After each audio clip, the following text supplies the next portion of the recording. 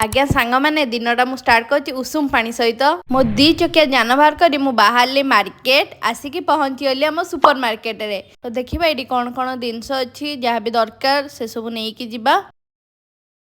तापर घर को आसिकी मु फ्रेश हो जाइली आउ एबे ब्रेकफास्ट करछि दहीबरा आलुदम आउ आमे जेहेतु कटक आमको ब्रेकफास्ट लंच और डिनर आमको दहीबरा ही दरकार।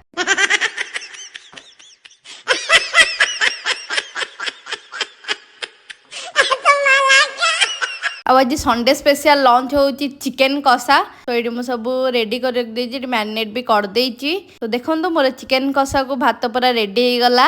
आज जेहेतु संडे थिला जेहेतु छुट्टी दिन मो स्वामी पाई मु काम दे देइथिली एक्वागार्ड कभरटा क्लीन करिया पई। सो सेटा एबे क्लीन करिकि ना ताकू कभरटा पूरा सेटिंग करचोंदी। एई देखुना सांग माने मो स्वामी को मु गोटे काम कहितली ताकू दी काम कर देइचोंदी। हमें दियो पूरा मिसी के हमें फ्रिज पूरा क्लीन कर देइतलु जेतो संडे थिला।